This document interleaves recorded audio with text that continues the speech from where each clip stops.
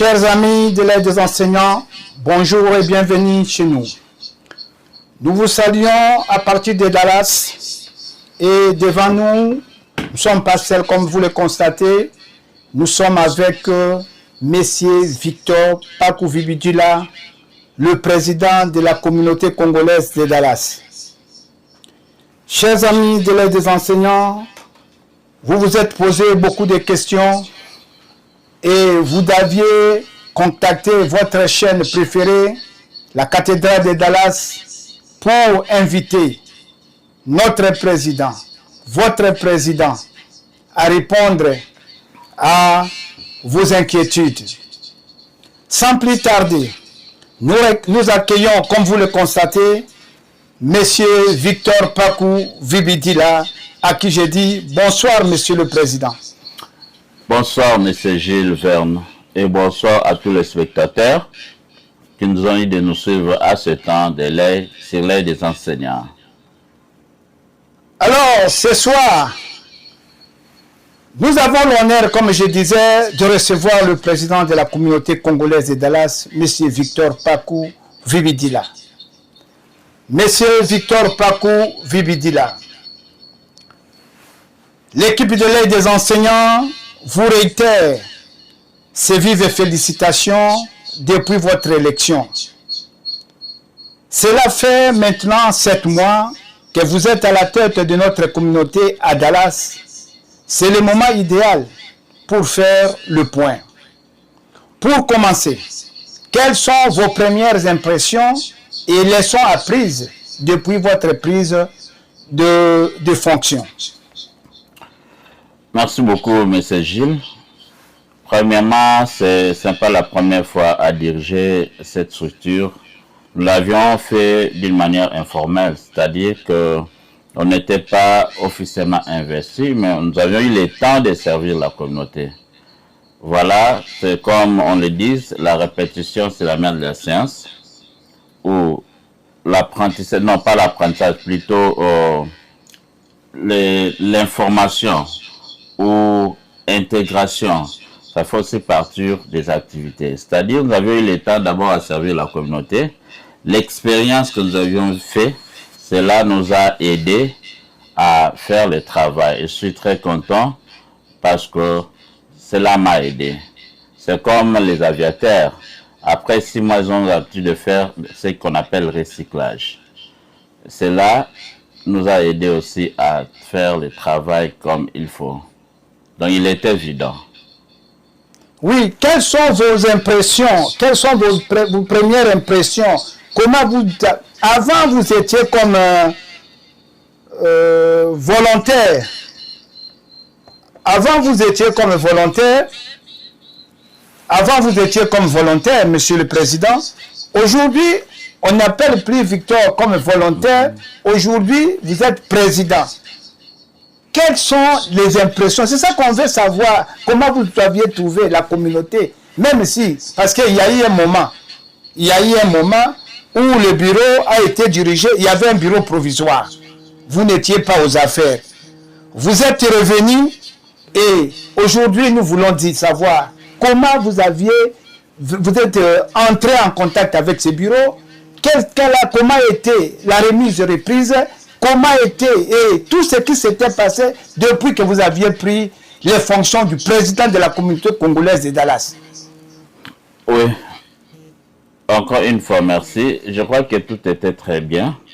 Nous avions fait, on devait assumer cette responsabilité parce que ça datait au moins 6 ans qu'on peut dire que la communauté était restée comme ça, sans un leader. Et à un moment donné, quand bien même il y a eu une équipe de transition qui ont travaillé sur-dessous, mais quand même, vous avez été élus et le travail s'est fait là où les amis ont fini. Et c'est là que nous avions pris la relève de cette structure de notre communauté. Et tout se passe très bien. Oui, Monsieur le Président, vous aviez connu la transition, nous parlons maintenant de la transition et de l'unité, pour garantir la transparence et l'unité de la communauté. Parce que vous gérez la communauté congolaise de Dallas, plus de 70 000 personnes. Pourriez-vous, en toute franchise, nous décrire le processus de la remise et reprise avec le bureau provisoire et évaluer l'état actuel de la cohésion avec les autres acteurs qui étaient en liste pendant la campagne. L'unité est la clé de notre force. La remise et reprise était très belle et bien passée. Et ça, je vais épingler des aspects. Au premier aspect, nous avions fait la remise et reprise après deux mois, oui, c'est-à-dire au mois d'août, après 2 jours avant le jour de l'Assemblée générale. Nous avions eu l'équipe qui nous ont présenté ce qu'ils avaient comme matériel et aux documents administratifs. Et après l'Assemblée générale, au courant de la semaine, nous avions aussi entamé d'autres processus administratifs, comme on peut le dire. C'est-à-dire on devait avoir la chaîne de communication de la communauté et voir l'aspect financier de la communauté. Donc cela nous a pris aussi 3 semaines plutôt, juste pour vérifier et puis faire les analyses, comment nos prédécesseurs ont eu à gérer cette communauté et nous qui étions une communauté entrant. C'est ce qu'on devait faire. Oui, Monsieur le Président, la question vous revient. Ici, ce n'est pas que vous êtes en train de parler à l'aide des enseignants. L'aide des enseignants aujourd'hui, c'est un canal que vous allez vous présenter, vous allez transmettre votre message à la communauté congolaise de Dallas. Nous voulons savoir, parce que les questions que j'ai reçues, on m'a dit, certaines personnes ont dit que tu étais en train de pleurnicher et que vous continuez à pleurnicher pour dire que le comité sortant ne vous avait rien donné. Le comité sortant n'avait rien laissé dans la caisse. C'est le moment aujourd'hui de dire à la communauté, d'éclaircir les zones d'ombre pour nous dire qu'est-ce que vous aviez reçu concrètement. Ce n'est pas un secret. Si c'est l'argent, c'est l'argent de la communauté. Si c'est le bien, ce sont les biens de la communauté. Vous allez régner et après vous allez laisser ces biens. Alors, les gens posent cette question. Parce que beaucoup parlent de votre pleurnichement. J'ai trouvé que le comité de transition ne me laisse pas la tâche facile.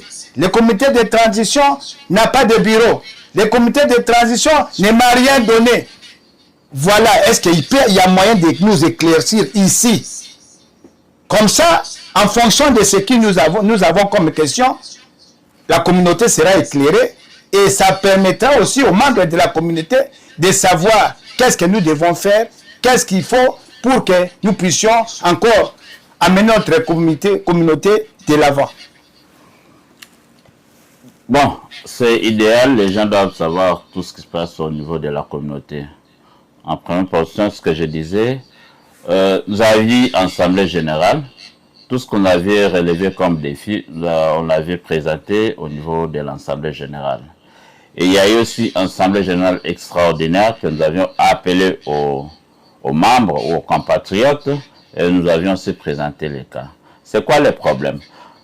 Dès que nous avions réussi, nous avions été investis au pouvoir, plutôt.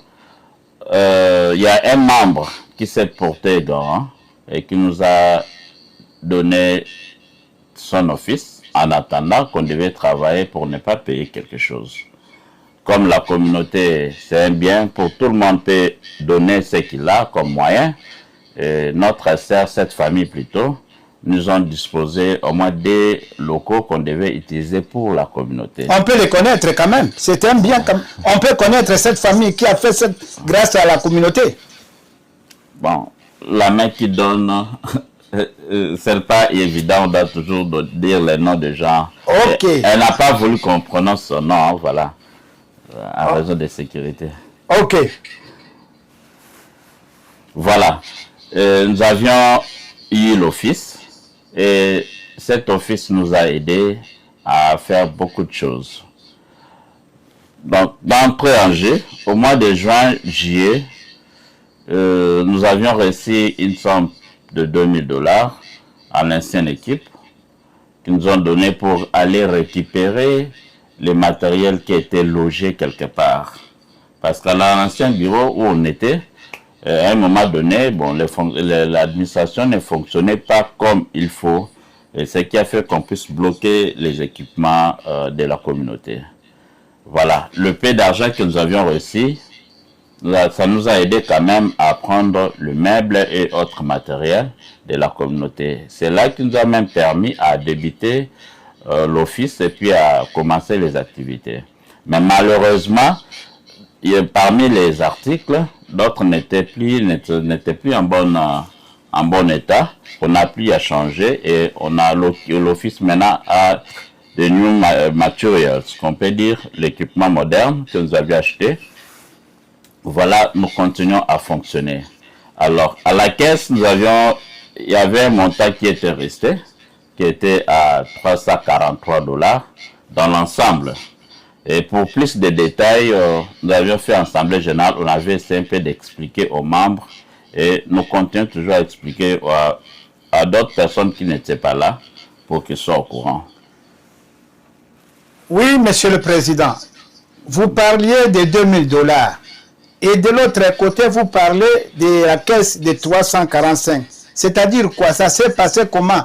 Il n'y avait pas une remise et reprise en bonne et due forme. D'un coup, prenez ça, dans la caisse, nous avons ça et c'est à vous à gérer. Cet argent, c'était comment? Ça venait d'où? En fait, il y a eu la remise et reprise, comme je vous ai dit. Tout ça, ce sont le processus de la remise et reprise. On devait d'abord occuper les bureaux. Notre comité devait occuper le bureau. Et avec ça, bon, nous avions bel et bien jugé à prendre quelque chose d'abord dans l'ancienne équipe pour sauver d'abord les meubles qui étaient là pendant un bon temps. Et voilà, la dette était à 3000 et quelques. Nous avions discuté avec le landlord de l'ancien office. On a trouvé intérêt d'attente qu'on le paye $1000. Voilà, nous sommes allés à l'ancienne équipe, ils nous ont disposé cet argent qu'on avait payé comme à moitié parce qu'on ne savait pas la totalité d'abord. Et les $2000, ça nous a aidé à prendre le meuble et pour occuper avec l'office que nous avions eu à travers notre SR. Et le peu qui est resté, lors il y a eu remise et reprise sur les documents administratifs, et après, du côté financier, on va nous présenter cette situation qui est restée. Voilà le peu qui est resté à la caisse, c'est ça, c'est $343. Oui, mais les paix là qu'on vous a, ils vous ont donné tous les documents et vous êtes... Et pourquoi? Parce qu'on parle que vous criez beaucoup, vous pleurnichez beaucoup, le comité sortant ne me permet pas de bien travailler au juste. C'est vrai ou c'est faux, c'est ce que les gens disent là? Vous avez bien dit, ce sont les gens qui disent. Moi, je ne pleurniche pas. Je fais avec le paix que j'ai trouvé. C'est là où j'ai commencé, je vais faire mon travail. Donc, le problème, c'est quoi? Il y avait les systèmes qui soutiraient l'argent dans nos comptes ou dans le cadre de Patriote. Et à un moment donné, c'était le système Swap. Voilà, c'était Swap. Et à un moment donné, le système ne fonctionnait plus. Parce qu'il y a beaucoup de personnes, d'autres personnes ont plutôt fait des requêtes au niveau de la banque. Non, voilà, je ne connais pas l'argent, comment on soustrait cet argent. On devait justifier pourquoi on fait tout ça. Mais malheureusement, l'opération n'a pas été faite comme il faut. Voilà, Swap a trouvé comme si c'était un système de fraude. Et après avoir cancellé d'autres personnes, c'est la communauté qui était victime. Et c'est là qui a fait même que Swap puisse bloquer le système. Alors, de là, il n'y a pas eu d'entrée. Depuis mois de mai, avril, il n'y a pas eu d'entrée. Et jusqu'aujourd'hui, vous voyez, nous avons une grande communauté, comment on doit fonctionner. Donc voilà, nous allons mettre un système sur place. Je crois qu'on va vous dire avant que nous puissions nous séparer. Nous allons parler de ça. Nous allons parler de ça parce que vous venez d'évoquer ces problèmes. Mais d'abord, il y avait une question. Après les élections, comment est votre relation avec les autres candidats?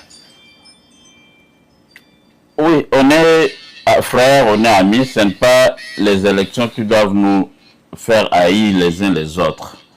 Dès que nous avions commencé, dès qu'on avait trouvé les bureaux, le premier candidat qui est venu nous supporter, c'était le candidat Ange. Il nous a donné ordinateur, laptop, PC. Vraiment, ça nous a aidés. C'est le premier candidat qui est venu lui-même pour nous donner un laptop que nous pouvons utiliser au sein de la communauté. Coup de chapeau. On a très de bonnes relations avec notre frère Fiston. Coup de chapeau, il est toujours là présent. À chaque fois qu'il y a organisation ou appel, il est là présent. Il est là vraiment présent. Je peux dire même la première personne. Quand il s'agit d'une manière ou d'une autre, je peux dire financièrement, il contribue. Et quand il s'agit d'un appel, que les gens viennent, il est là présent. Donc on n'est pas dans de... Hein, comme les gens disent là, on est dans de bonnes relations, nous vivons bien avec eux. Oui, en tout cas, c'est ça nous disons, l'unité est la clé de notre force. Nous saluons M. Ange Moukadi pour ce que vous aviez fait et nous savons à chaque fois qu'on échange avec vous, il y a quand même de bonnes idées pour la communauté. Merci aussi à Fiston Mantadi. Monsieur le Président, entrons maintenant au programme des réalisations. Là, vous aviez hérité de l'argent, tout et tout, ok, ça va. Durant votre campagne, vous aviez résumé votre programme de gouvernance en 3 points majeurs. Aujourd'hui, après 7 mois, 7 mois après votre investiture, quelles sont les réalisations concrètes que vous avez menées, bien alignées avec ces 3 piliers? Nous aimerions un bilan précis et détaillé pour la communauté. Oui, jadis déjà nous avions fait la remise à prise avec, comme on vient de parler. Mais une chose est vraie, c'est qu'on peut dire parce que nous sommes dans des réseaux sociaux, on n'a pas vraiment, on peut pas tout dire. Hein. C'est pour cela, lorsqu'on appelle les gens à venir à l'Assemblée générale ou à l'Assemblée extraordinaire, il faut venir et puis on vous explique les détails de tout le point. Ça, c'est plus mieux. Et il y aura ici à échanger si ça demande qu'on échange. Oui. Depuis que nous sommes là, d'abord, les documents qui étaient vraiment appropriés, qu'on devait utiliser, qu'on devait nous reconnaître comme étant communauté, les documents officiels, on n'a pas trouvé ces documents-là. Voilà, c'est ce que je dis. Tout ça, ce sont les choses qu'on devait dire hein, à la maison, dans l'Assemblée, quand on fait appel aux gens de venir à l'Assemblée, qu'on doit débattre. On ne peut pas dire tout ça dans des social media. Bon, ok. Tolobela pe atana lingala. Document ezate ezanini. Non. Tozalaki nango te to inspiré. Voilà, suivi à continuité to ya up to date ba document ezalaki te to kutaki déjà qui ba document moko juridique légal ezalaki te. Mais voilà. Yo outi kolobawa. Outi kolobawa ozalaki président, comment on appelle ça? Osalaki intérim, tout le temps provisoire, Osalaki penayo. Qu'est-ce qui vous a manqué à cause de Sambiro Kowana? Pour te boire français, mais c'est sérieux parce que la communauté nous suit. Oui, la communauté nous suit, c'est-à-dire que sur ça la bénévolat, c'est-à-dire nini, aux ça la exacte quoi qui na sima qui ba responsabilité non so qui ba tâche à la qui limitée. J'avais les choses que je devais faire et d'autres choses je ne pourrais pas faire parce que mes tâches étaient limitées.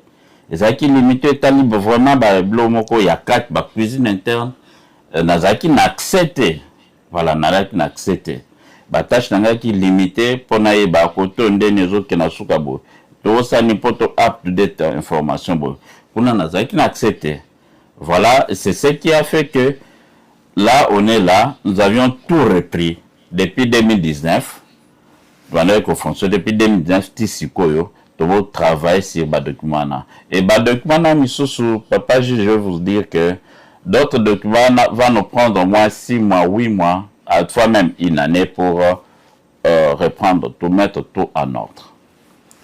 Donc tolo basiko yoke bo document ngo bo bandi musala ya document ngo mais ça li sumute ça li organisation et ça li ba criminalité ce qui document ça li kamba ko ba auto kolobela ngo na réseaux sociaux to za criminalité parce que to za communauté ba tu faut pas yeba que communauté ezotambola boye sikoyo mikande silaki toujours renouveler nde mandat na yo yango wana si na boye yango te na lobaki yango déjà ya toboyi pona nini tobengi yo po toboyi na suka ya mandat na yo loba on akutaki document il faut batu bazalaka au courant ya makambo wana c'est pas pour rien tobengi saka batu baka na assemblée générale pour toyebisa bango otomona et puis toyebisaki bandeko oh situation ya communauté ndenge elekaki esamaki epai ya apôtre Pyrénées.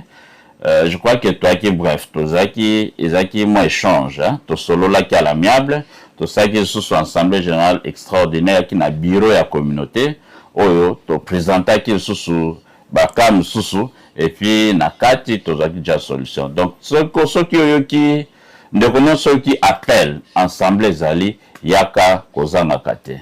Communauté na biso na moment o tozo za boto tindaki note ya ezajaro estate mais to tindaki ba note mususu pona ko revoir ba kombo mususu ya ba kombo ya banse ezalena na niveau ya Austin ya secretary of state ba changer ba modifier to tindaki même malheureusement ki na mo ba faute mo boye et na niveau to bien te ezanini ba kombo ya nini ba kombo ya bato bazala na kala ba ancien nom les gens qui ont dirigé la communauté ba kombo na mo ezala kaka ti sikoyo c'est-à-dire quoi Austin montasala il suivi azala kité ba kombo na ezala kaka na bazala reconnu ka comme bazo diriger communauté donc fallait qu'on change pour informer Austin que voilà équipe s'est changé to comme na président to comme na administration à Sika. Voilà, il y a un autre sala qui to remplir ça qui est pour remplir et kendaki toujours la feedback coup de chapeau na notre frère Junior Kalonji bande croisé belé en tout cas to sangana qui to sala qui musala en tout cas toujours kende dans le bon. Bon, donc c'est pour dire que likambo batu balobaka ke batu mosusu basala ka commerce na bango sima kombo ya communauté c'est vrai. Tolobite batumsu basala commerce dans sima comme za administration to changer ka ba kombo. Oui, mais le kola kombo na bango etikali kuna awa pe bango bazala ka lisusu te. Au moins te bazodi abiso na te senga kinde suivi fo ezala bogi ke comité sikamte koti bo changer bato na mekala kalana et lokona e banda ko sala mate parce que en fait et banda ça te dans le sens que toi les pen équipe o ya kité ba ko sala msalana équipe basta qui a transition mission na wango ezala ki mususu ya organiser élection pour bapesa nzela na président sikapo a mekape ko chali memia na bakawana nyonso. OK, wana point moko osali mosusu ni na 7 mois tozo ke lopesa biso mwa bila muke toyeba ke président tomonela ki pasi kokanga na 7 mois makambo sami ebele na la communauté nini nani on travaille sur website vous voyez que même website de la communauté za la soute wane za makambo na bino ya informatique tozo luka makambo ya koloba makambo ya osala kinini wane za lokola ordinateur bomuto abeti wane za musala na bino ya bureau communauté eza information. Communauté za information communauté il faut mon abino sérieux communauté na moment oyo toza jana office to na place na biso office moko présentable na matériel à sika blonyo sa sika et sungi biso toza la na référence et sika nos do ki ndetambo pesa adresse à communauté bazo ya bato bazo ba pesa bino respect ezo pesa biso respect d'avance monde ko joa na moi temps ou amukebo ko réaliser ba projet auto ça les facilité toujours kotokoti office na ba matériel sika to travaille sur système informatique à sika puis dans quelques jours je crois dans une semaine 2 semaines et comme déjà opérationnel parce que il fallait que j'habite au moins 1 mois 2 mois na ba makamu susunde kana essayer bino que ba document na temps pendant le to comme ça légal ba document sous esenga biso ba 6 mois ba 9 mois donc il y a toujours travaillé local la ndenge bande ko na biso mususu na pas biso bangala tolobaka ke ba beta nanu kelelo te ya ceux qui okatisi comme na ngambu ya mboka teska ozali ko kendoza na kati ya mai pour l'instant, tu préfères tous à la non de moi, mais surtout Katsinga, Mutokobeta, Kelelo. Le rôle à toi, nous travaillons en bien et en silence.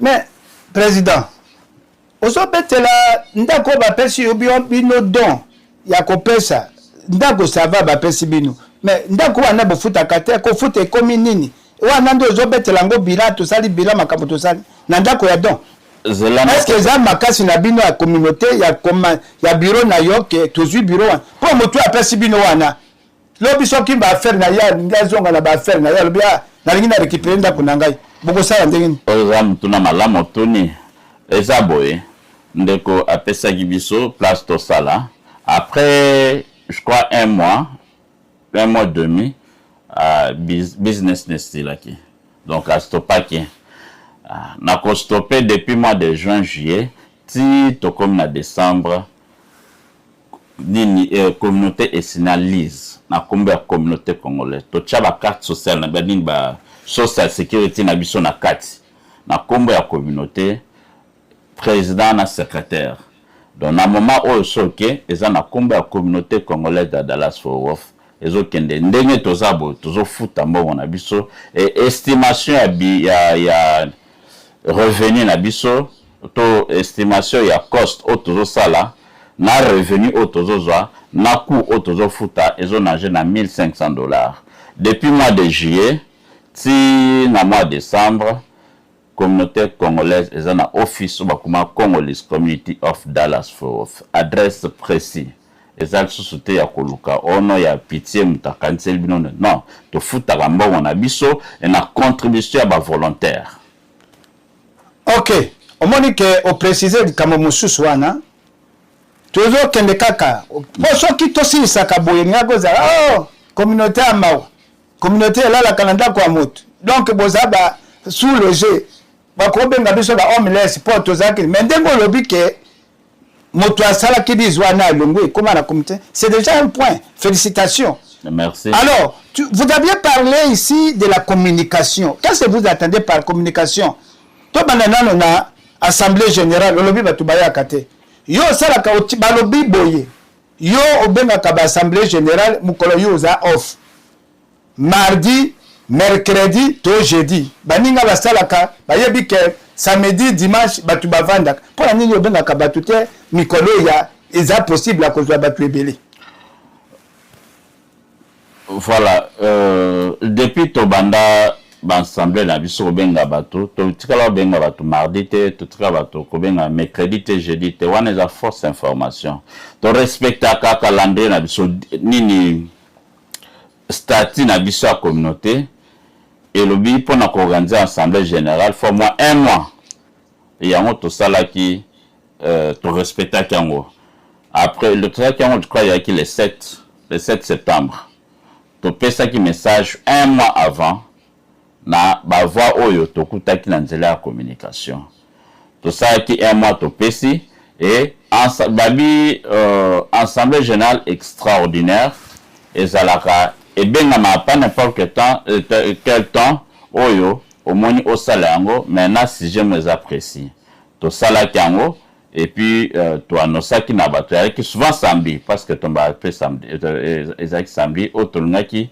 bande kononso baya oya to ngaki to salango na moi oyo et malheureusement to nte to ya to même la bateau nous on est pragmatique, on n'est pas pragmatique, on est vraiment nous aimons quelque chose où ils a au bon moment réalité la théorie on est vraiment pratique oui voilà cette fois ci on a bateau système de qui est comme opérationnel to ça s'assembler genre extraordinaire to ya voilà biloko auto bon selbino yango yo bo s'enregistrer mbala moko système ebanda comme etikali nango une semaine 2 semaines je crois que l'ensemble les oya to kobeng sabato donc to beng sabato respecter d'abord ndenge statut lobby to salela yango et puis souvent etombaka samedi ezala ba jour ouvrable te au mercredi te jeudi te ezala samedi hormis la jour wana la fausse information to tikala beng sabato te na ba jour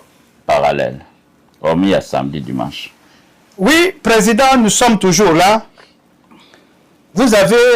à une assemblée générale, vous aviez présenté le membre de la communauté, les membres de votre comité. Ici, vous veniez de parler de la communication.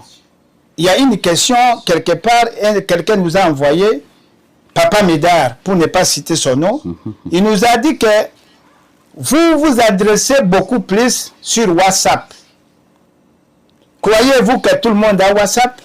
Et aussi, qui travaille avec vous? Vous aviez présenté un comité, vice-président, machin, mais depuis là, il y a seulement vous qui prenez des caméras, vous parlez partout, vous allez vous présenter. On ne connaît pas le ministre de la communication ou le chargé de la communication n'a jamais existé, ou ils ont démissionné, ou vous continuez à vivre à travailler avec ces gens.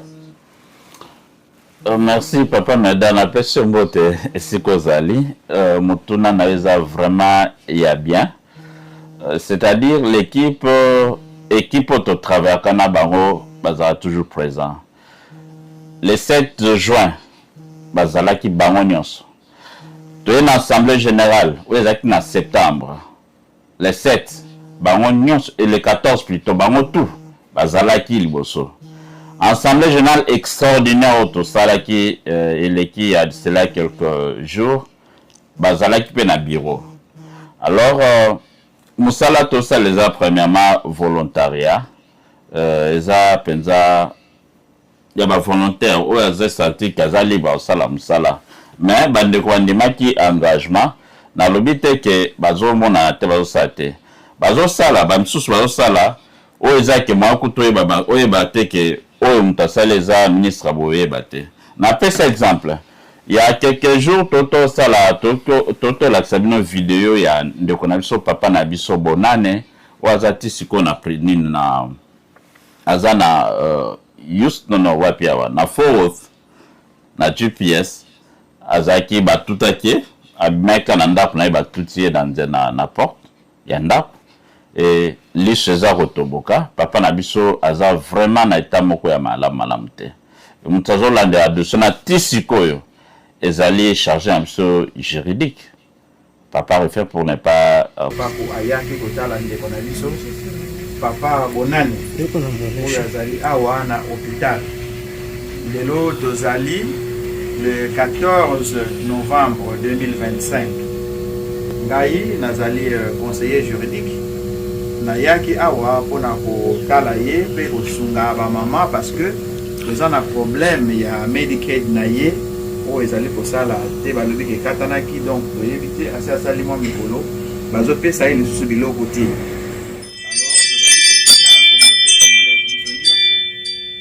Alors vraiment bande ko ceux qui osana quelque chose to sunga libota oyo to salisa bango ba yebaka bande ko na tango ya pasi.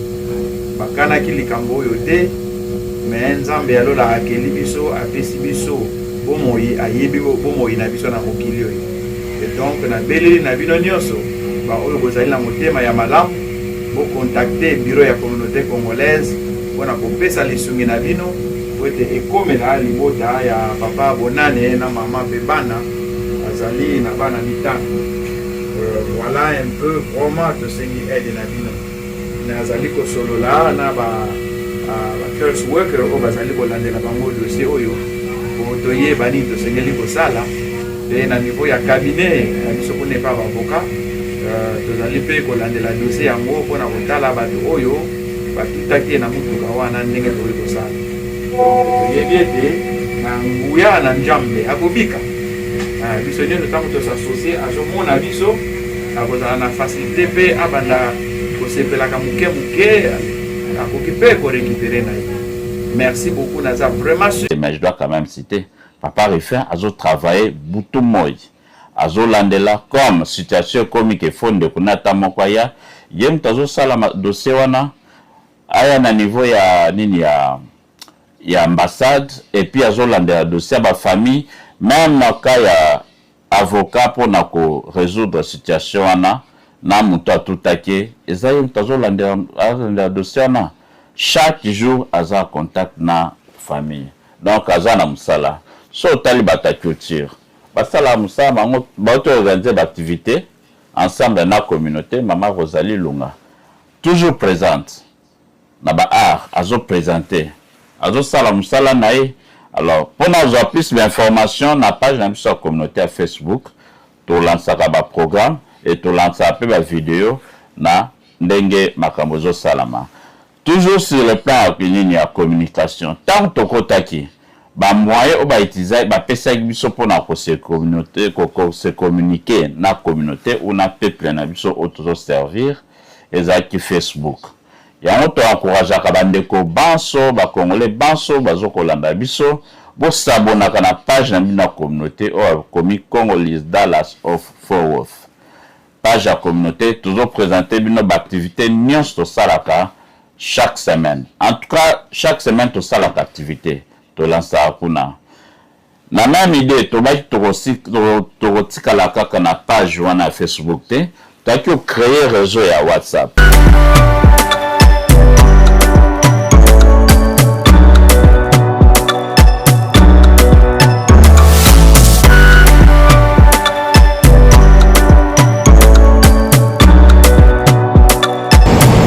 Oui, bande ko na biso ba congolais ko no so profandi na Dallas. Sala to kuna tambolaka pona otala esika nyonso bandeko na biso baza na pasi poso utai koleka omonaki toyaki otanda papa na biso bonane esili te tozolanda toyoka babi situation eza vraiment un peu compliqué yango toke lisusu totala ye aza eta nini bazoloba nini tozokoluka makoki obetisami na motema ya kosunga okanga motema te Baba nzamba kopesa yo toke totala nini eza na kati.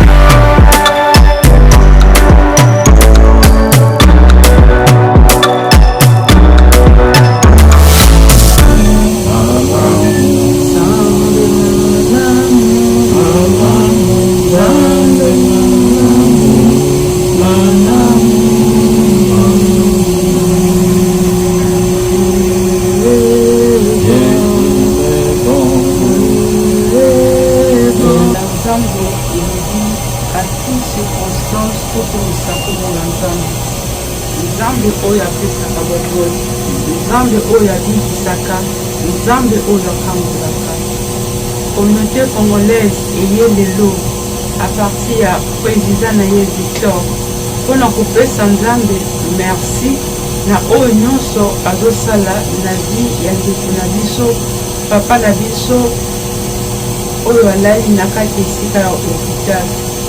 Tokopesa Nzambe botoni mpona nyonso oyo asali parceke ye nde aza Nzambe oyo tobengaka Jehova Rafa. Yende abikisaka, c'est lui le Dieu qui guérit. Nous allons demander à ces dieux de se manifester dans la vie de notre papa. Yonde tochaka motema esika elika na biso suki Nzambe yo esika intervenaka Père de gloire yoka kolela na biso yoka mawa na biso yoka kolela na biso Nzambe tutiki vi ya papa bonaneno na se alboko na yo Nzambe kimia na yo yawe o makila na yo Nzambe nesika oyo Nzambe ekitana esika oyo Nzambe baange luna yo yawe baange serafin bazwa contrôle esika oyo Nzambe bakozinga ndeko na biso Nzambe oyo nyonso ezali kokokisa kombo na yo te ekiba na kombo na Yesu Nzambe. Seigneur, manifeste-toi oyo tomona elonga toyebaki toza ya yo mokili emonaki osalaka esika nyonso guérison ya solo utaka epai na yo Père de gloire toujours kotatola guérison na ndeko na biso Nzambe moto akoki koloba n'importe quoi kasi yo soki olobi eloko moko te oyo yawe ezala na nul et sans effet. Agir Seigneur puissamment Père de gloire. Merci na bino bandeko bozwi vraiment libaku ya kolanda biso na pokwa ya lelo ndenge bozomona esika toza. Pourquoi? Parce que mingi bato basala communication. Alors, bato bele pe bakoma na ba WhatsApp na ba téléphone na bango. To ngaite tozo ba numéro mingi ba parce que bato mususu ba la résistante. Bantu balingaki te bazo ba numéro na bango et se figurer na ba numéro mususu. Alors, pour na ngo to créer ki chaîne ya WhatsApp bato baza abonné na kati ya WhatsApp totiaka ba image totiaka ba activité ya semaine ndenge tosala musala topostaka et puis mundu nyonso aza au courant na ba activité nyonso oyo ezosalama likambo kozwanga siko na kozelaka te na benga muta social so nazana il faut nasala nazwi image na présenter na bandeko mais na pesi rapport nanga na muta social voilà dossier eza boye talaka eza boye tosala ndeni nde tozwaka eyano bavoi ba text message eza pe totuna message na text message et puis ba email ya bandeko apesa biso ba email dernièrement toto remercier bandeko tout oyo bapesa ba contribution na bango surtout à monter à makasi na niveau ya communauté to répondre ba ba email donc bavoi nyonso toitilizaka mpona kopesa message na communauté. Merci, nzoto na ye na funeral home esika eza pour votre information corps ezokende lundi ezozonga Kinshasa parce que baparent badekaraki ke nzoto ya mwana ezonga Kinshasa enterrement ekosalama le 19 donc le 16 ekei le 19 et puis le 19 ekomi le 20 plutôt enterrement ekozala donc lundi tokoki otika nzoto ya mowei na aéroport tokenda ti ekokende eoza Turkish pe koma na Kinshasa. One is the première information. So this is we have this case. It can be like 11 months and a half for the body of our daughter Judith Mbaya still in this place. So ladies and gentlemen of the community, I want to show those papers for paperwork that can help Mr. Frank to do what we're gonna do. Mr. Frank, we have a passport for Judith, okay, and a copy of Social Security, okay, and those that we have started back in favor to Judith, okay, and also, and this is what we have to do, just to clean the face, everything, cologne, yes, okay, and those are the makeup that can help for our body. So what we need, the body of our daughter Judith should go overseas maybe next week. And then we're gonna discuss with Mr. Frank about the rate, how this is gonna be. There's no service because we have many things, many issues that our community is focusing on that. Here today, like today, we have two bodies. We have another body here and another body at the other sides. For next week, we cannot make another service, you know, we don't have money right now in our community, and this we are doing just to make it short, to make everything simple. And then next week, the body will go back home. Yes, and those are what I have. That's it.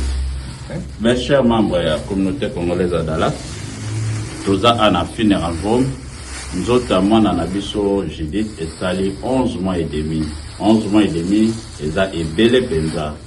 Tant tozola besoin aide lisungi. Soki ozui obetisami vraiment na motema ko assister communauté pour na kosala musalo ozala malamu. Nous autres, mwana biso esali 11 mois et demi. Lelo toza na ba service mususu awa ya biso ba congolais. Mais na muke o tozui tosombi jama d'équipement oyo pour na balakisa mwana biso. Au lieu d'organiser service à Watosala parce que Marco Kizo pesa biso passi, tozone sanzoto ya ndeko na biso na Congo semaine prochaine. Parce que le temps na cérémonie ya bandeko na biso batika biso déjà. Voilà musala tozo sala, ceux qui Marco qui vena et tout ça monté mais tout ça mis kosunga communauté, pas n'importe quel montant, en tout cas ko hésiter monangai to sala neto ko sala pour nzoto mona biso ezonga. Awaza na famille na eza karabiso. Voilà Moussa Malam Tozo Sala. Thank you a lot, Mr. Frank, for everything that you are doing for our community. Appreciate you, my brother. Thank you. Yeah. Donc on a bandeko oyo nyonso balingi assister toujours bandeko oyo baiko assister tolingi assister financièrement ekozala malamu to assister famille toujours numéro pesa bino numéro financier à communauté bobenga bo tsala kasha. Chers membres du comité congolais de Dallas Forof, nous sommes à Funeral Home pour notre sœur Judith. Nous avions tout fini avec Mr. Frank. Mr. Frank, everything is okay now. The body is ready to go back home. Donc on est vraiment prêt à mener le corps de notre sœur au pays. Le coût total, ça c'est une copie pour la communauté. L'estimation est dans de 8 000. Mais le coût dans l'ensemble, moins le discount de la communauté, nous sommes arrêtés à 8 000. Donc le billet qui coûtait 4 750, casquette ou des cercueils coûtaient 2 200 et quelques. Dans l'ensemble, nous avions arrondi à 7 000 et quelques. Et puis les frais de transfert de FedEx ou de Congolese Community, Embassy, DRC Embassy, le taux en âge de 150, 175 pour FedEx. Et là, le montant nous a donné $8 000. Voilà. Nous demandons les gens, à nous les Congolais, devons faire quelque chose pour notre sœur. Voilà. J'ai tous les documents avec moi. Amikandanyo Césali, certificat de Césali. Ça, c'est le document de Colonial Funeral Home que j'ai eu. Ça, c'est notre copie. Et ça, c'est information by the death certificate. On a toutes les informations au cause des c'est restant pending. So, ils ne sont pas arrivés à déterminer cause ou vraiment bomaki mwana na biso. Etikali nengwana. Alors copie ou etikali ya communauté. Copie mususu ba batikali na ngo puis mususu ekende na cercueil. Voilà encore une fois, corps est semaine prochaine. Donc till le 19 corps aux agents Kinshasa. Donc tozo kosenga na bandeko banso oyo tozami vraiment tout isami na motema ko aider kosunga oyebi nyonso esenga kaka mosolo ko organiser be événement eza pasi et en plus kofuta mwa bambongo ya awa tobongisa sika parce que ndeko na biso sunga biso penza mingi tobongisa penza sika topesa tozoluka $8 000 pour ko régulariser la situation nyonso oyo ekoka. Entre autres, le transport de quoi fouti pour biso to rembourser. Vraiment, catch-up numéro Isali 469 867 78 95. Sali catch-up to bimisa to ya ko pesa ndeko. Soit to ko tambusa lisusu GoFundMe o to zala nango to ko tinda ngo sur ba réseaux sociaux na biso. Bozo yango ozana eloko ko hésiter to sunga mwana na biso atikaki biso depuis janvier. Si le lot décembre, c'est déjà 12 mois. 12 mois, c'est beaucoup. Once again, thank you, Mr. Frank. Do you have anything you want to talk to our community, Congolese community? Well, we just appreciate y'all's trust in us and allowing us to help you with your loved one. It's an honor that we have that y'all give us to be able to help y'all. And I just wanted to personally again say thank you. I know a lot of the community, and y'all know my heart. But the bottom line is, I just appreciate y'all trusting us to help you with your loved one. Okay. Once again, thank you. It's not easy, but we're going to figure out how we're going to fix all those issues. Thank you once again and for the services we are doing for our community. And I know we're going to be there for help each other. Once again, thank Part you. of it, helping each other. Thank you so much. Yes, sir. Pona tulukaneni ko assister GoFundMe esalemaka mais bon eza mosolo eza penza ya mingi te tokokoba kaka tokolancer yango tokorelancer yango oyo nyonso tokozwa même avant nzoto ekoma le 19 tokosala enveloppe tokotindela famille po ba s'en sortir na mwa ba besoin mosusu information mosusu eza boye bandeko na biso mpe mingi bazuzwa problème communauté et kozwa partenariat eza good news pour la communauté. To signer partenariat na Alliance française eza na kat bazo promouvoir talent, ba promouvoir culture et opportunité biso communauté congolaise tozui à travers na yango ba pesi biso chance. Et je reçois aujourd'hui la communauté congolaise avec mon équipe administrative. Il y a... Je suis Valentine, la coordinatrice pédagogique de l'Alliance française. Et je suis un jeune, je rends du bureau ici et aussi assistant des événements. Et je dois dire que nous avons hâte de travailler en collaboration avec la communauté congolaise, pas que la communauté congolaise, mais la communauté francophone qui est basée ici à Dallas. Comme on a dit, notre mission, la mission de l'Alliance française, c'est de promouvoir la culture française et la culture francophone. Donc, on aura bientôt notre mini OIF à Dallas, donc l'organisation internationale de la francophonie. Moi, c'est Sarah, réceptionniste et professeure ici à l'Alliance, au sein de l'Alliance française ici à Dallas. J'aimerais bien qu'on va programmer des projets ensemble. Et notre équipe, c'est une équipe déjà culturelle, hein, parce qu'on a, Non, ça se voit, mais ça se voit, c'est... Nos enseignants aussi, c'est la communauté francophone. Mais merci encore une fois. Oui, nous étions à l'Alliance française, culturelle française, entre la grande communauté francophone que nous sommes représentés. Nous sommes très ravis d'être là et c'était le premier coup d'avance. Il y a des bonnes choses et des grandes choses qui vont se réaliser. Cette année et l'année prochaine, ça sera du cas, ne manquez pas. Ne manquez pas.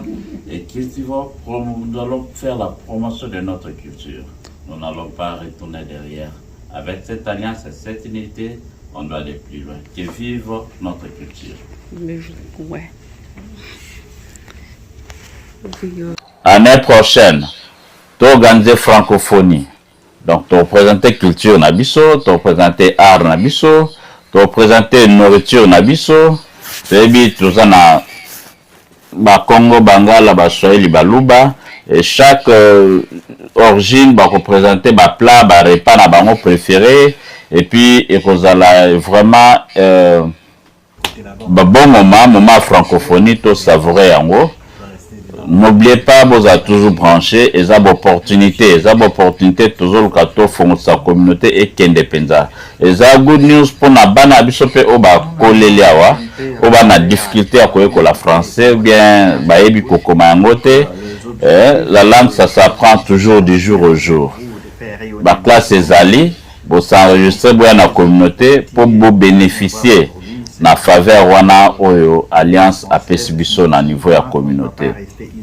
Programme ya jeunesse pesali, en tout cas, vous apprendre le domaine ya informatique très important. Déjà, il y a des schools où il y a des jeunes congolais, bazo promouvoir jeunesse, toye bakoye kola msala.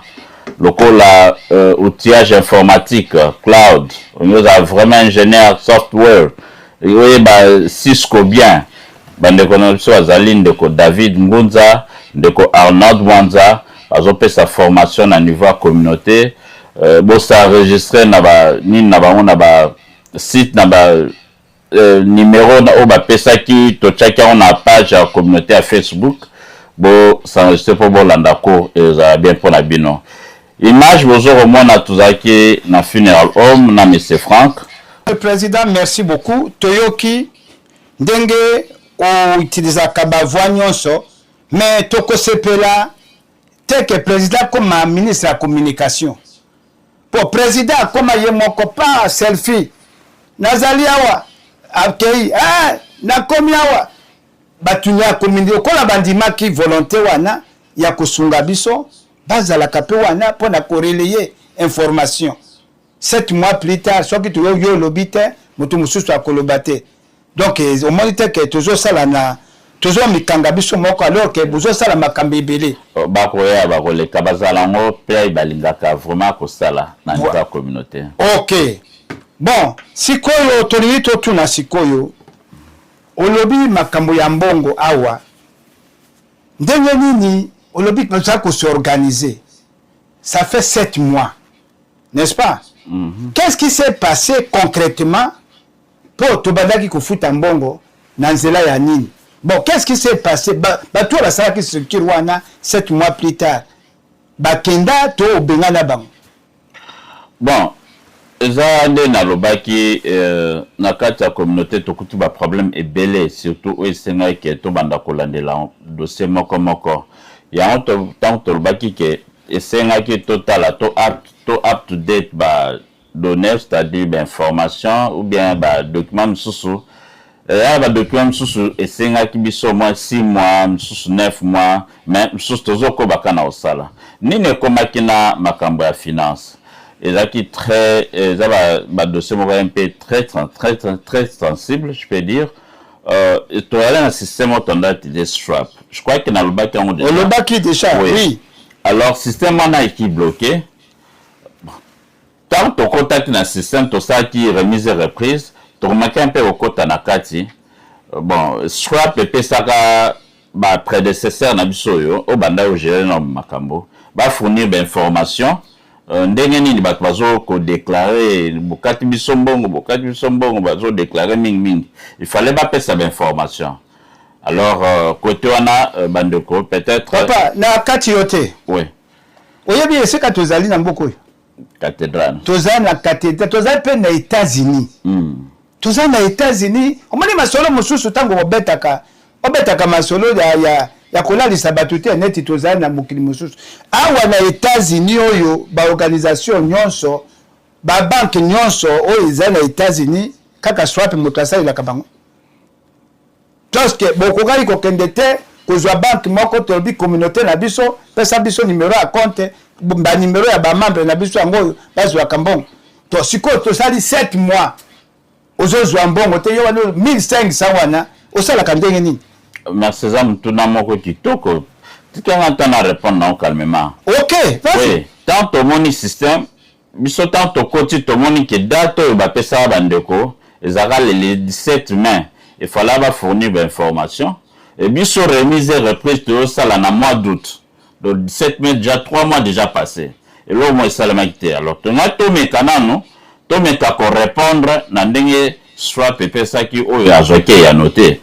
Totindaki belema malheureusement soit le lendemain a eu peut-être sous information que non beaucoup de ça sous belema entre autres adresse voilà pourquoi on a que office on a aidé biso vous pouvez s'adresser réellement pour sa communauté vous pouvez s'adresser to pesa qui adresse puis ba senga sous moi ba document sous to koti saki ba yo pesa biso message que non bozela boti ngoti avant le 10 non le 29 octobre de ce document na botindi tozu yango to répondre bino to tinde l'histoire to zeliti le 29 octobre ba singi so document mususu de ngai elongo na comité ya directeur to bi non ça nous prend du temps c'est nous qui souffrons to luka domaine mususu to tcha en place comme ça to banda processus. Mais pour nous créer domaine, il fallait qu'on crée un garde-fou. Garde-fou na sima pour tomber sous na pierre nani na mutambo na oyuta olekate. Voilà toi que ça la website et puis toi ndo côté ça moi ba élément et comme presque na suka ndé tozo système ya sika oyo to sala système ya paiement na biso oyo ko salma eza web to bandaki déjà et comme nango déjà na suka je crois na baki dans 2 semaines et ko banda to a kondima ke swap solution ko zoma mais malheureusement swap pango andorse ngakanda pour ça ba date c'est nous qui perdait ndé to qui ko se décider ensemble na comité nyonso ke to utiliser système sous to ko ibsa bino yango mikolo ezoko ya dans 2-3 semaines je crois que toko informer bino pour bozala au courant oso informer biso petozo tuna bosali nde website na bino mbongo ya kakuna siko nani o gérer mbongo wana parce que likambo makasi ya communauté ezali gestion ya mbongo wana ya cotisation sikoyo website wana boko utiliser mbongo ye pa nani o contrôler mbongo wana to comprendre te boboyi banque comme bino moko bo gérer wala ko makako ko boy pa na so mandunda pa na so manguba ezabo zaki d'une manière technique dans la communauté dans la banque compte na biso na Wells Fargo ba kuma congolais dans la sofor ezali na la carte bona donc la qui ça qui carte ezali dans émission OK bon communauté congolaise à Dallas ezana banque affiliée nango ezali Wells Fargo. Alors, tochaki système à sika parce que les alasso s'enregistrer au footimbo on a bien information na et aux ala garder. Ils ala garder mbongo na et quoi na poche na ngate ni na poche à secrétaire ou na financier et ben donc directement na compte à communauté. Et puis compte wana et aux ala donc to misaba statement ya umtando laksa elon to saleli elon to dépenser. Pour nous, c'est la transparence. Dès que tu as qui franchise développement na pireté. Donc nous, c'est un franc pour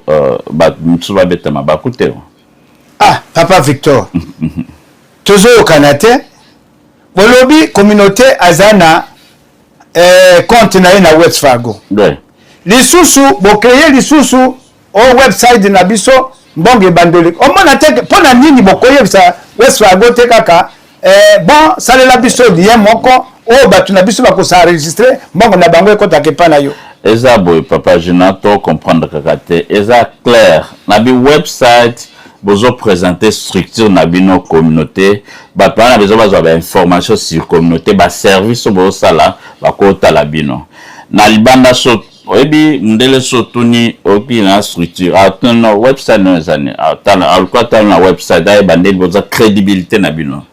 Alors, na kati wana ndeto chaki système so koti na kati oko s'enregistrer yo moko pour s'enrôler mbala moko. Alors, pour na ko garder il y a des branches. C'est nini wave auto chesika na pesi kombo nango. Wana ezatan tondo pesa ba lien au s'enregistrer. Quand on s'enregistrer mbala moko ba information non so nyo futa paiement na yo et kemba mon na compte ya ba ya communauté.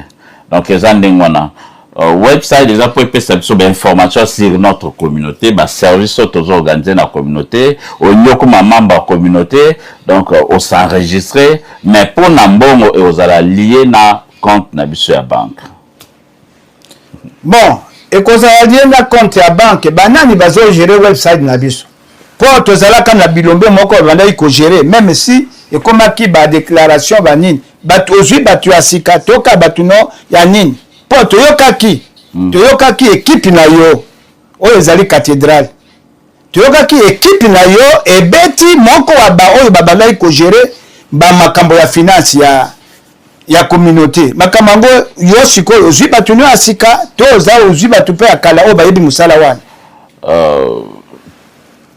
tant tokotaki na pouvoir tokota website ezalaki inactif ezalaki te donc pièce ba donné hein domaine ya biso ya website to sombi et puis to créer website d'asika to longola ki mutu te équipe ezali to baki to changer te sauf que na éviter d'information besoin kango ndenge mais to za la communauté te papa yo gansi to za wa ezali na d'équipe mususu parmi bato bandaki ko gérer website bien website finance bato bandaki ko gérer finance na système ya ke otindi mois 5 mois 4 na yo ya sécurité ya crédit ali bendi bakanga ki banzela nyonso bon ekomi kokota bino bokomi na pouvoir bokei ko attaquer po to ba moko na bango kale batakaka ye penza na matanga nde yango wana bakale bakima balobi ozwi équipe ya sika oyo bayebi musala te yango bakambi zolala awo eza cathédrale papa leba koyeba musala te ou bien oyebi musala te musala eza communauté voilà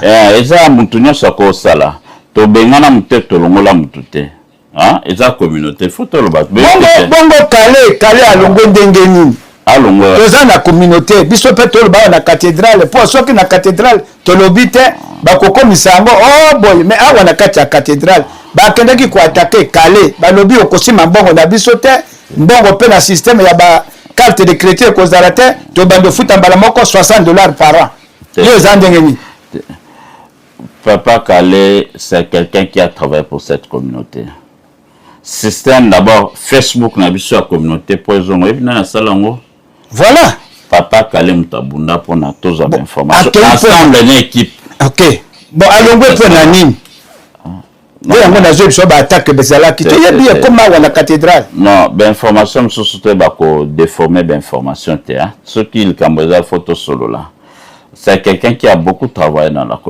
communauté oyo et puis ceux qui information eza topesaka yango tozo tuna yo te yo za président et puis azaki Azaï Moutaliboso a proposé que voilà un système auto-kende et que simbate. To changer système sous parce que ba bloquer biso soit nous te bloquer communauté du fait que ba ko plaider minimum ba pesa message ma be pour la communauté ba pesa information ma be pour la communauté et voilà moi ba bloquer biso et c'est quelqu'un qui nous a aidé que non voilà qui nous a proposé bon changer to utiliser ata ba web ou bien ba système est belé to mettre en place pour to banda ko continuer msandenge banda salama. C'est quelqu'un qui travaille dans la communauté, même dans l'anonymat, il travaille, il est là, il est actif dans l'activité où est la communauté. Mais à Simba qui m'a comme finance, il faut tout le barrer bien. Président Fungola Bisso va te jouer quand des doléances ya bat. Avant tout ça l'émission to lansaka communauté à Yoki. Yango yondengo ye au Fungoli Bisso parce que tout ça le problème. Souci na Bisso ezali que communauté ya biso ya munene et vivre na badonte donc wana peut-être ezalaka normal mais quand même que biso po koyoka moto azobenga yo l'aide des enseignants tokoti na mbongo wapi ndenge nini mbongo bakozwa mokolo nini. Il y a beaucoup de Congolais aujourd'hui qui ne savent pas où envoyer sa cotisation. C'est ça le problème. Mais en attendant que le système n'a bino wana ici là, qu'est-ce que vous aviez mis en place pour que moi bambongo pe kotaka? Bon, eza mutuna malamu papa Gila Koloba. Jusque là la communauté zo vivre na ba ndenge te ko vivre. Mais na souci lokola ba Congolais balinga ki communauté na pe balinga communauté na bango, balingi te to za échec parce que za échec nanga te za échec abiso ba Congolais. Yango omoni mutazo pesto saki appel to sala même un message to même na ba lettre. Le temps que le système nabiso ya oyo bando percevoir mbongo et comme actif de connaître sazana eloko wazana mwambo solo pona ko soutenir ba activité ya communauté lokola ko futa ba bureau ko futa ba courant ba internet auza welcome to sala ki premier mois to zaki $1,800. Deuxième mois, tu parles trop de statistiques, on a tout ça qui est en assemblée générale, tu l'as même dans la liste à battre. Tu remercies qui bango. En attendant que le système est comme opérationnel. Le système est comme déjà Nasuka est comme actif. Voilà, tu as lien, tu as lien, il y a enregistrement. Oui, vous avez question de contribuer. Kala mensuellement, tu as contribué. Mais cette fois-ci, c'est sur $5, tu as $10. Le bel qui en assemblée générale. À Votaki? À Votaki. Assemblée générale à Votaki, $10. Oui, voilà. $10, tu as $10 parce que les $5, tant que je me rappelle, à l'époque, il y avait quota, il y a breakfast. À l'époque, il y a 2015-2016, j'ai encore une bonne mémoire. De Badoptaka Montawana comme actif. Alors, si qu'on vit, d'abord, il y a makambo ndenge zo salama makamno se mati bilonyo se mati ndeto prévoit ki to revoir en moins peu na $10 et puis parce que communauté za na ba programme belé foi sala pour na bien-être ya bandeko oyo bazana kati ya communauté. Donc ba congolais bozala motema rokita tozo lamba biloko kolia ezala moto te tobokitsa motema biloko bien. L'on se coca, tant on doit consommer et puis ça se maladie. Bon, biso toza motema moto. Mais motema moto parce que to boy to zalaka lobi boladi awa kala mingi tao eviction. Pour eviction so que ye policier a telemi kuna bobo sala même ba ordinateur na kati ya bureau. Yango to lingi siko en attendant loko na binu ane bima. Cotisation congolais ati a wapi. Wana en attendant que Wave est comme opérationnel, je crois que le numéro est allé, bande quoi contribuer à Kabatinda, Kachap, et quoi Kamingi. Il y a premièrement qui numéro dans pesa, toi que toi tu as compte. Mais cette fois-ci, tu déclines qui va responsabilité financière Azali, secrétaire Azali, ou va percevoir comme bon numéro yango la financier ezani. Oh batuba yo kalelo o rappeler wa numéro financier to bengaka batindaka ba cash app na numéro na bango po biso tango to banda ko beta ba tsetawa to ko banda ko loba ngonge koki tinda cash app na communauté alors ba monaka ba komaka po après tango to sali ba cash app na biso ana na fin de l'année to ko koma yobi moto la moto après ça va cash app na ye alors numéro financier ezali boye plus 1 OK 817 333 97 46 817 333 97 46 lisusu 817 333 97 46 kombo ya financier ezali Didier Otudi nakanisi topesi ba numéro tokobakisa yango tango tokosala ba montage ya vidéo. Bon voilà ba congolais communauté na biso ezo vivre bien na ba effort na biso banso bandeko banso na profiter tant pe na remercier bandeko nyonso bazo ko contribuer volontairement tout le monde a tout ça peut être 100 ba $200 ba $300 pour bureau futama et puis internet ou bien ba blom sous l'otili qui est futama bozé belé ba kombo to pesa bino chaque fois après chaque fin du mois to lansaka batune bafutaki na cadre de transparence mbongo wana ekendaka nyonso na caisse ya communauté na banque ya communauté na compte ya communauté za na Wells Fargo tant tosala paiement na biso mensuel tosala yango kaka na carte na biso po batrace ezala bien ezala te ke non moi bamabako ezala non tosala na toute transparence so CG azali financé na biso azali baza na accès na compte voilà so il faut en tout cas comme en bonne et due forme mais en attendant que système est comme opérationnel dans le baki même yango esengaki biso mwa temps yango moni to koma na niveau to koma ezaki automatique mbala mo boité esenga mwa temps bozela après un mois après 2 mois pour makamnyo so ekoma en ordre ndenge elongo bani. Oui, merci président tozaka ka tokomi ko kende pembeni ya suka mais avant aussi ça likambwa na ya communauté ya politique na yo ya gouvernance vraiment tokoluka otikela kape batuna yo ya communication bango pe bapesa ka ba information bango nde balobaka yo za président tango lobi mbala moko ezali o signé tolingi to mona ka ba communication bakotaka na ba chaîne bayaka ko expliquer biso peut-être makambo ozolo bawa bango bayebite pour vérité eza wapi biso pe toyebi bango te toyebite soki balobelaka wapi alors tolingi to koma président merci pour na nyonso communauté congolaise bayoki bozana tozana difficulté ya kufuta ndako toboyi bado ezalaka oyoki ndeti président ancha kotikela bino ordinateur wana ezali problème te eza esengo na ko zo pe micro na ye kotika micro wana problème ezate mais souci ya congolais nyonso ezali nini tozala quand même na moi eloko na biso moi eloko comme babenga kala Kinshasa moi base de biso ya mbongo yango tolingi na bossa notanga mtu mosusu papa Alain avec so ba caméra ya communauté na ba clavier donc papa Alain nani Kinzunga papa Alain Kizunga OK donc biloko wana eza ba bien pour communauté pezala na standing ya bien ne mais souci to beta c'était pour la cotisation mbongo ekota na nini bon président na kanisi koto wana tusuki si koto wana mais tolingi tokota na dossier o eza ko battre record le loi na kati ya États-Unis dossier ya immigration parce que communauté congolaise ezate ke mutunyo sazana na mukanda batu mosusu bazoya ba mosusu bazoken na ROI tozoluba la situation immigration comment le comité gère-t-il concrètement cette situation?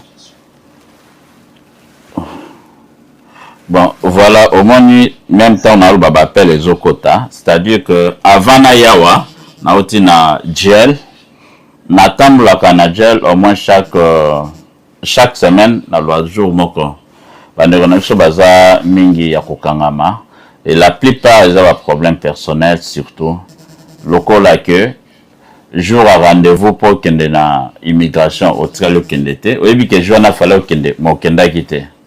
Aïsa kangio, ozi problème. mukanda na yo expira déjà kende o renouveler oublie obosani quelque temps après baye bakangi yo donc eza mwa bakamoko boto kutenango osatisaki invitation bandeko baye après quelque temps obandi ko changer donc record eza mingi baka personnel oyo communauté tozo bunda kaka tozo tambla mais que ba bande bazo senga biso pona ko pesa ka lokola na ni na ba gel côté to kende zo za la mwa mingi communauté za na vraiment na ba fond penza makasi te ya mtezo causer biso problème mais on est ensemble na bandeko wana lelo na tambola ki na gel ou à Dallas ou semaine passée na zaki na Léo Civil donc na tambola moi chaque semaine na kendaka kotala ba ka bandeko na biso baza isolé te tozala na bango tokuta tosololaka misusu même tosaka tosololaka bapel vidéo pour moi ya ko accéder comme na bango ezate mais nazo senga kana bandeko na biso que moment oyo eza moment kotambola na bo kebi makasi ko respecter loi makasi parce que ba konzamboka biso so ba immigrant ko kansate so zo nationalité ndoza oza bien oza épargné te koko elayo okesamba kuna aprende ofuti susu bamande tolingi te na moment oyo tozala affecté lokola ka bandeko na biso misusu bakangi bango na baeta misusu na bamakambo ya ba arme port d'arme eza kitoko te eloko na toujours éviter ekoma surtout na biso na communauté ya Dallas parce que nyonso wana ezalaka record etikala na kati ya communauté donc toujours senga na bandeko na biso vraiment toujours benda bango matoi avant ya koloba na koke kofunda na police boya na niveau ya communauté coup de chapeau na bandeko misusu bazali na ba problème bango ba kekutana na bango ke na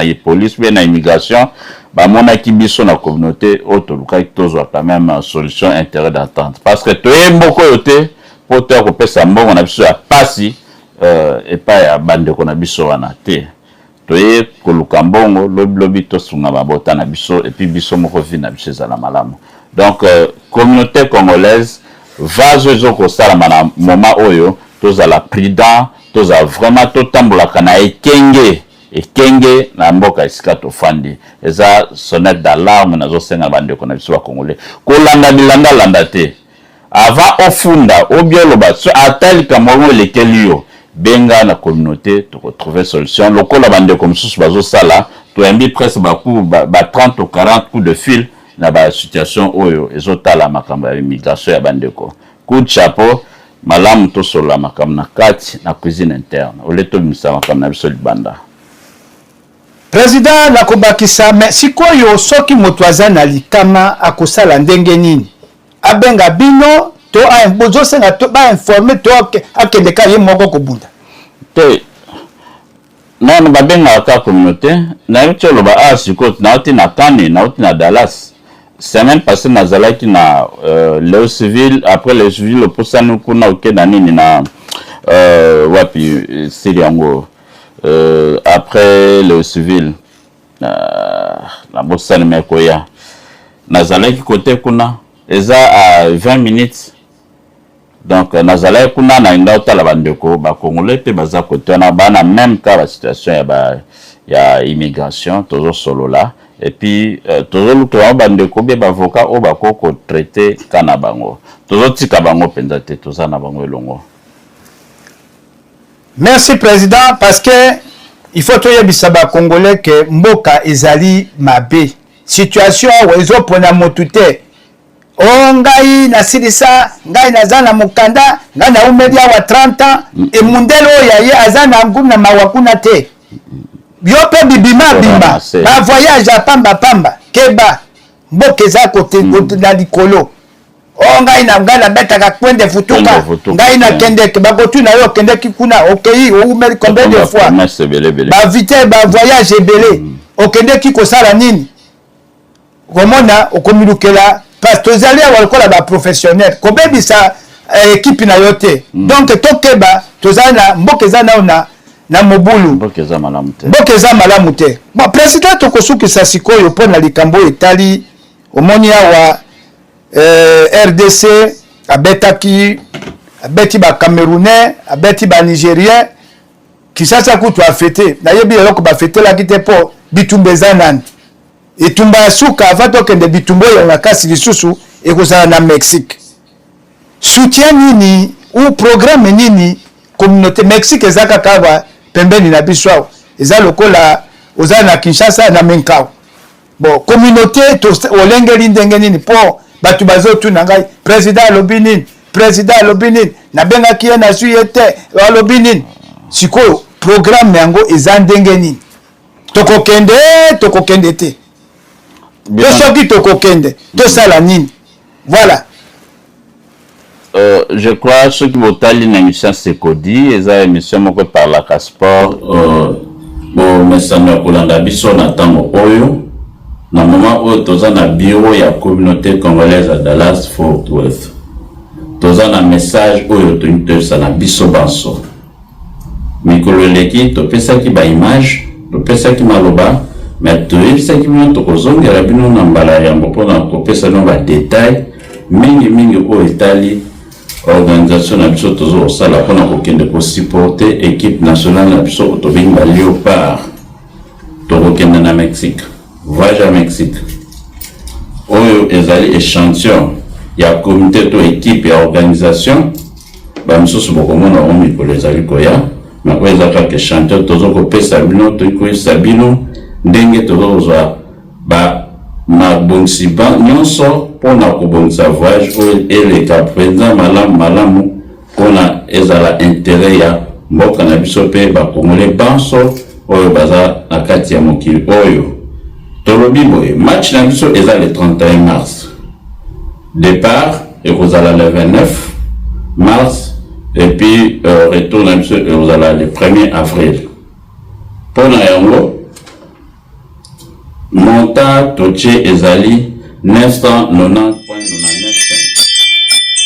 tozobanda ja numéro ezali ba numéro eza ndenge bozomona na se tokotiela bino epuis boomona ngo ezoleka ja na se benga numéro oyo boomona na se wana ekomami okoyamba bandeko oyo bakopesa bino biyano enregistrement ebandaki déjà enregistrement ebandi mais date eza limite ezali le 31 janvier pour celui-ci.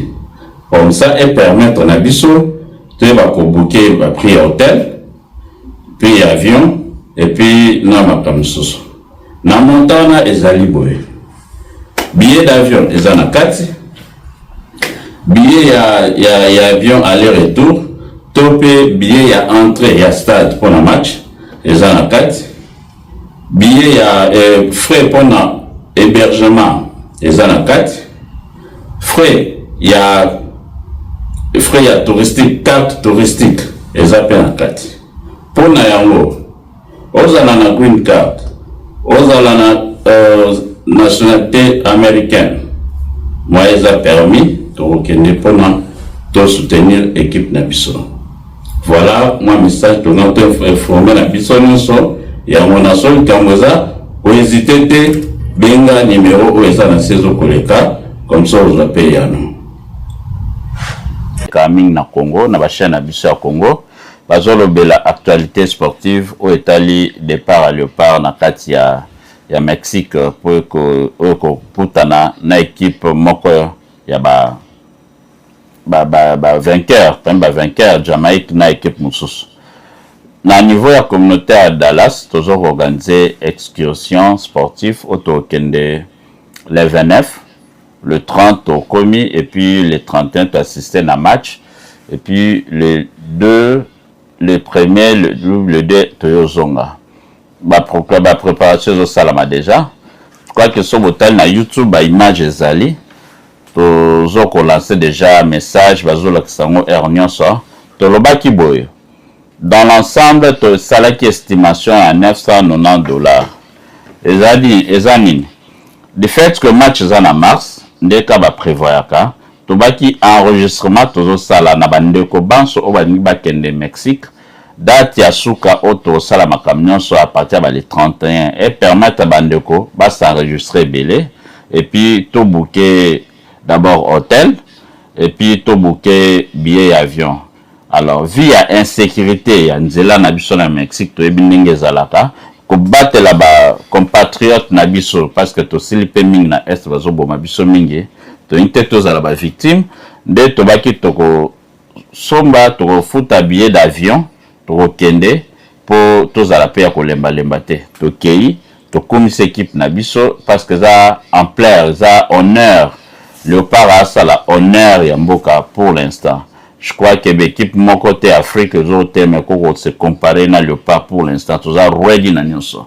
Et on a to comité côté to komiwana. Donc match à soukana soto beti pas ya qualification ba moto komi mondial. Vraiment to ba préparation za makasi to lo ba kiboy. Pona bandeko o ba ko préférer ba somba bien avant.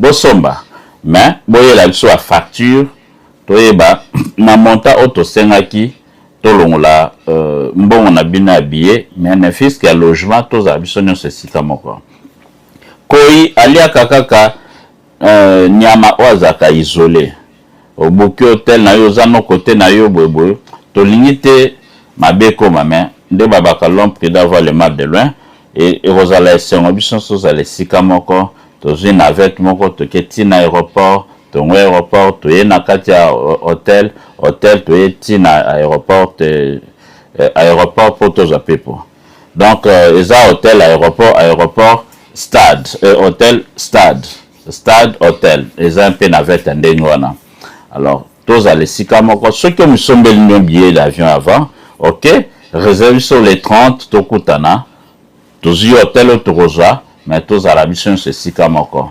la montant, je crois que ceux qui ont ma camion sont à $450 ou $450, oui, parce que même taxes, frais à carte, il y a tourisme, comme les embamants qu'on Somaline, ce n'est pas un problème, hein, logement ou restauration, Tozala et Sikamoko, au lieu Tozala un peu éparpillé. Tous eu beaucoup de fils.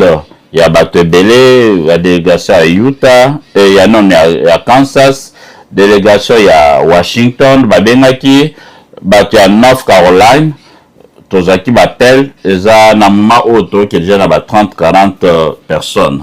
Vraiment, coup de chapeau, tout le monde qui est organisation qui est sinon, surtout que c'est connu, nous avons fait cette information, sur la page de la communauté, à zo ko lancer l'information, makambo kozala bien.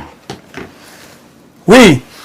Toyokio, mais est-ce que batu balobi boy kaka Mexico ya pembeni ya simanda kwawa oli ya motu $1000 comment dire que sur base de quoi billet soki eza $200 bon bolobi to va na biso nyonso place moko tango boko bouquet na hôtel moko place moko ezalaka pe na réduction na banine siko $900 bosi bo bouquet hôtel ango to en fonction de quoi montant. Papa Gilles, to bouquet en okate, to zide kamba mote mamobu, eye to koisite. Nasala dans la sala nini oyo événementiel, oui. Nazape eza kata branche nanga na tangi classe na ebi. Tant aux autres préparé événement, on a sala pe dans le domaine mini industrie. Moi il y a avril, il y a janvier, match ça na fait mars. Et ça déjà big season. Babloko et mataka. Billet d'avion te prévoir to banda ko récolter. To tient le 31 janvier. To tenu compte billet comme c'est un cas standard. Le lot comme on a 200, le besoin on a 300, le besoin on a 450, à toi comme on a 600. Mais to tient garde-fou nam le 31 janvier. To mitsumba to tient prix mo boza provisoire. Oui, que ceux qui ont après au lieu de parce qu'il y a des choses qui sont qui. Bako somba to boy te boko somba na bino. Mais pour na ko récolter batu nyonso, o ba aux un peu na moi retard à paiement, ya on to check na moi wana de façon que à ta prix avion et matinango, mais tous à la quand même na mesure ya ko déplacer bando ko pe ko zongisa bango. Ezandenga moko na ba prix à hôtel. Ba prix à hôtel et mataka. Ceux qui ont booké hôtel na prix na tamoko bien au coup tombe na prix bien. Mais le col les a lisanga eza bandeko tozo ko sala tozo ko sangana. Toche na date le 31 janvier nazo télé na sala en hôtel na mois ya mars ya mois moko bopé o tozo ka to profiter hôtel et benda pe mois ba mike donc prix à la chambre pe mataka et mataka. Donc en base à yango to ebike l'estimation ndenge au salama et en tout cas et ko tomber quand on prix wana. Prix même ya billet ya na te fona checker ce qui billet ya nini ya Europe ya nini ya match et bimaki déjà je pense que c'est bimaki to chaka on na kati na ko to la ngo lisusu na prochaine rencontre toza na on équipe toye ba ko sala ba calcul mais so tala mo nyonso ezo tomber na ba peuple ba montant wana.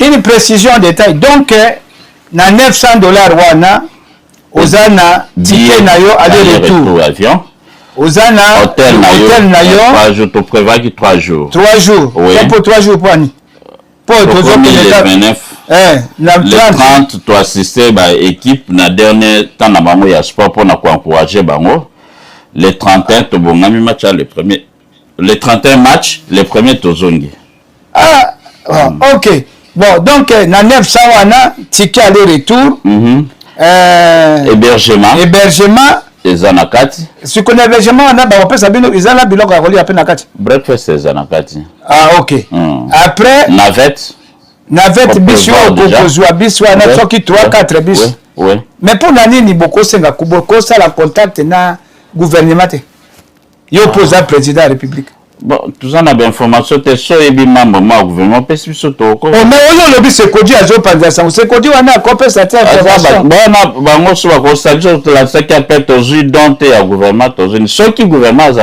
azala na a recepela soutenir bandeko to l'accepter kana misa mais kozala pe bien yo za président to yo kayo mais ka ko le porte wana gouvernement na biso ya Congo bozu chance bolanda biso ba patriote bazo ke supporter équipe nationale tozana beja mbela to senga mbela tozo lukape makoki oyo ko and then each coach composes his team. As for the Democratic Republic of Congo, Saber has fielded. It was already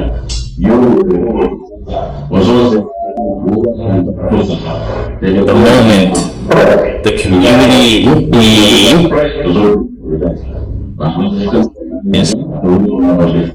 toujours là que ça preuve dans makandeko ko sunga biso communauté bandeko toujours kende ko soutenir l'équipe nationale to et aider biso na ba location à nini ya biso bien ba nini ba logement ou bien ba salle de de la que ça biso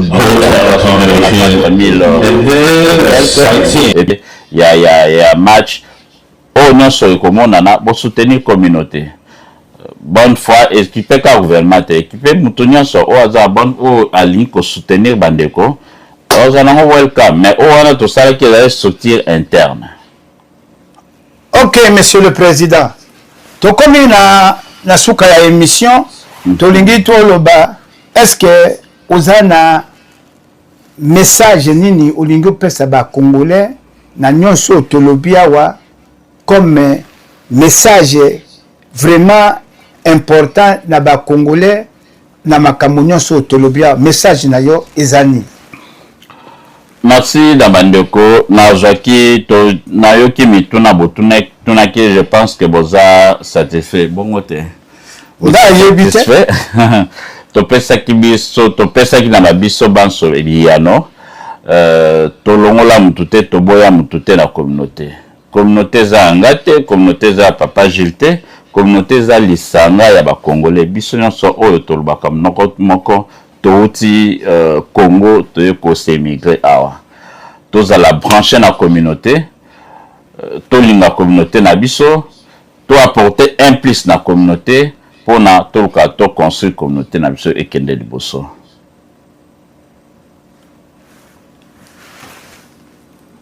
Donc to construire communauté na biso ekende liboso alors toke bana mabulu na muboko yo po mboka za likola mabile likola banzete mboka na truc likola ezali likola cric. Voilà, merci monsieur le président, c'était un plaisir pour nous de vous accueillir et de vous recevoir dans cette émission mais tokosenga na yo na ndenge batu bazolo ba otikela pe batu na yo ya communication basala musala na bango oza na information yo mutu okendeke soki bokokende na bango bokende mais tolingi bango pe balobaka po balobi président komi président tout secrétaire alobaka te communicateur alobaka te financier pa alobaka te alors tolingi président pe otikela bango pe baya kawa o eza chaîne ya communauté naina rectifier le remoko naina rectifier le remoko ça ne pas dit que non secrétaire à mon ate financier à mon ate non peut-être à ça sous musala makasi na moi auto sur la bonga dazawa mais na moment peut-être secrétaire azola na makamba website ala na makamba web système comme na niveau nini il faut ameka hein na ba horaire ba tomboko ndenge zaka na moment oyo oyite social azosani social na ba dossier bela azolandela ba to malade azolandela oyite sergent relation publique azap azolanda makambo ya organisation francophonie ezokota na niveau communauté congolaise à Dallas. Donc voilà, ma tâche est belé toujours ça la musala, coup de chapeau na équipe en tout cas baza penza hotel ma bossa musala ngelo ngobani. Na toyo kabiyoka yokate. Mais tobo ite tolingi communiquer, moi makambo na solobi wana. Moto azwaki mbano ya kokoyebisa peuple, ya koyebisa communauté ali kaka de toyo kakaye. Ezate président Fatia ya kamikonos na TV Koloba. Fatia sala kaba selfie, nengo sala kaba selfie wana, ba micro kaka yo, tout ça, tolingi pe batu wana pe, ba sala musala, ba pe sabiso pe esengo ya kozala kati ya communauté. Bon mona bango, bazali bazo sala musala. Na kanisi message oyo ekokomela moko na moko, tokoluka pe tokutana, to yamba pe secrétaire général aya Koloba. Pour depuis tout le monde qui est na élection aleka na média ata mon côté ba média eza ebele il faut boya to betaka biso makasi na biso eza na bino bo soki bino bozoki mabiso to kolobela banani lisusu ces gens Anderson eza très fort azo sala musala makasi eza alekara sota emonani aleka mais asala musala mingi na sukulis papa to okomeme mission lisusu musika okomeme mission lisusu to sili sa olingio mema musika CG Anderson osala kamusala na sukulis biso to boyi ba sukulis to lingi to mona yowa to yamba yo na kati ya cathédrale oyebisa biso obandaki wapi okomi wapi tozo kende wapi to tu makambo ya immigration o betaki sete to kosala immigration